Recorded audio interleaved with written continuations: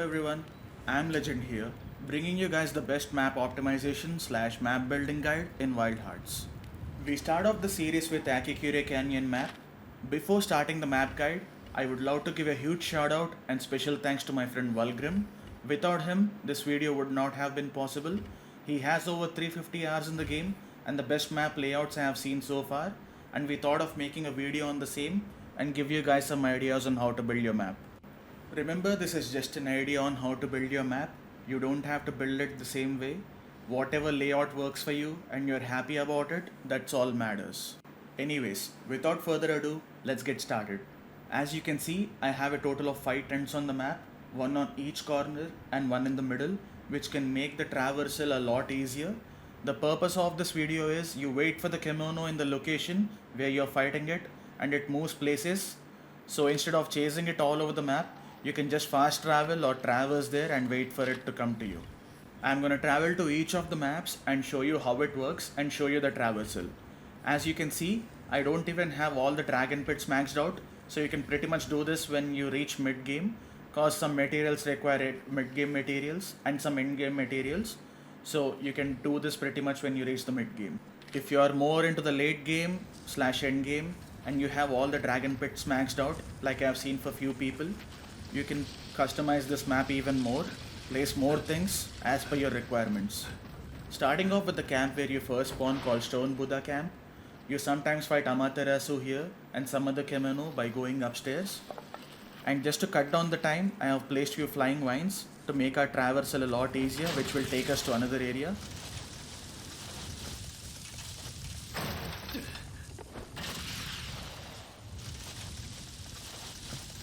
Oops, that is how not to traverse. And if you do this correctly, it will put you in another area where you can fight off few other kimono. Let me go there and show you how it is done, but give me few seconds.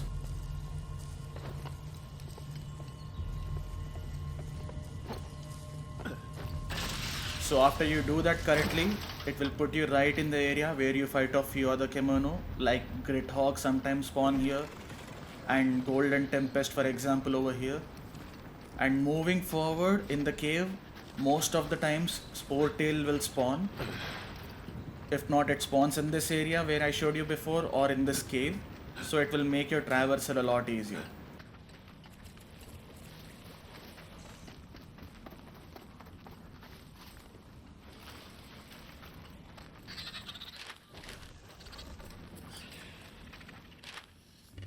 Now let's fast travel to another map.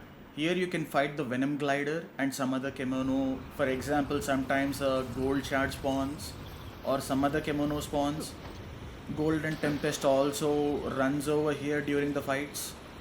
So if you have a camp placed over here, it will make your life a lot easier instead of just chasing them around. I have placed the camp right here with the hunting tower. Make sure you always place a hunting tower right beside the tent slash camp which you place, because it will make your search for kimono a lot easier. And remember to place the hunting towers in such a way that they cover the whole map. The green circles actually indicate the range, so place them accordingly. I have placed a flying vine right in front of the camp, which takes me directly to Miasmic Grimquill, aka the deeply volatile porcupine slash gold shard. And another flying vine over here, which takes me directly to the cheese spot. This will also act as an escape point. If you run out of healing water, you can just use this flying vine and run away and get some healing water if you need it.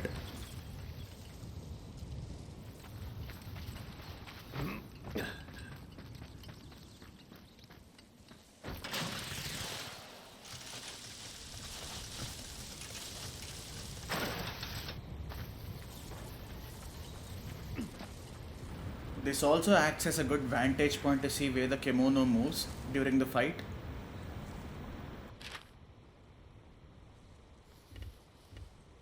Moving forward, let's go to the other camp, which not only gives us a good vantage point to two areas where kimono run off during a fight, and also a lot of kimono spawn here, especially the Golden Tempest, during the story or even after the story. You can simply use a glider or skate to jump off the map according to where they spawn. Please ignore those flying vortex. I forgot to take them off when I was placing this camp.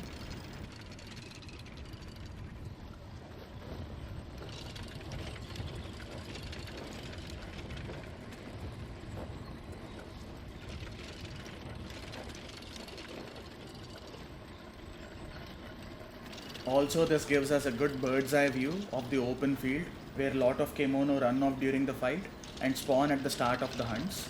If you're lazy like me, you can place a flying vine and go directly to the open field, but we don't have to as we have another tent which is placed conveniently to travel, which I'm going to show you in a moment.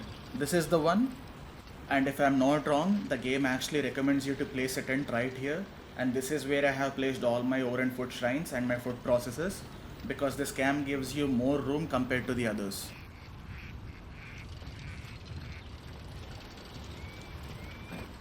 Back to traversing, I have placed a flying vine which takes us directly to an area where a lot of kemono run off or fly off to during the fights, especially the fume beak.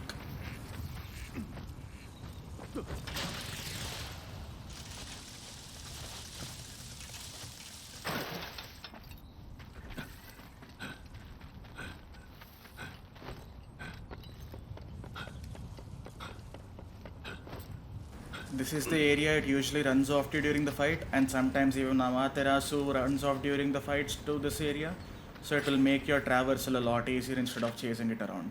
Let's travel back where I can show you more traversal points. We go to the back of the camp where usually a fume beak or gold shard spawn during few of the hunts, and placing a flying vine to point downwards can take you to the fight directly.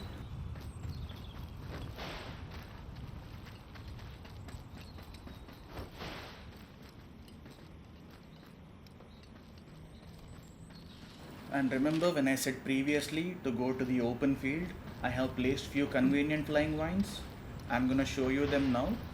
Let me run back real quick and show you how they help your traversal.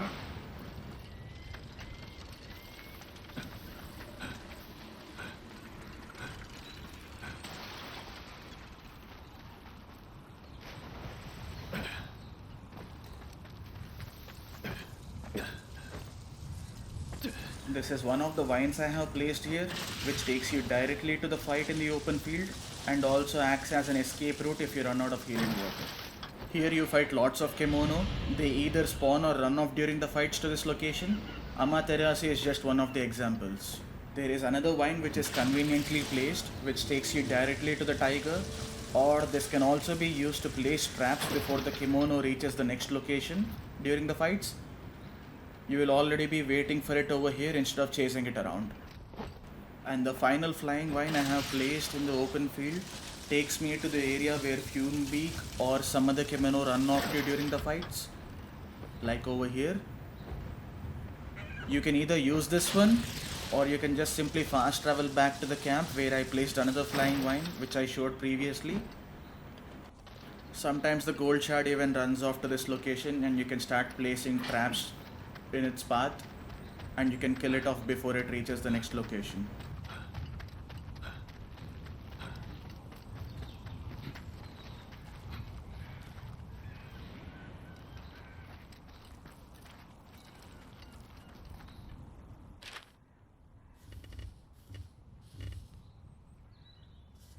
And the last camp we traveled to spawns a lot of kemono too, which I'm going to show you in a second.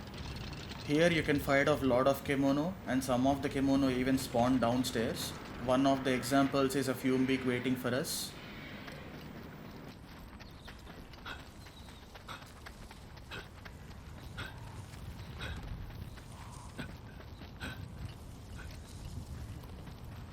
Going back, I have placed a flying vine which helps me cut down the time to go upstairs, and also I'm lazy to just run there.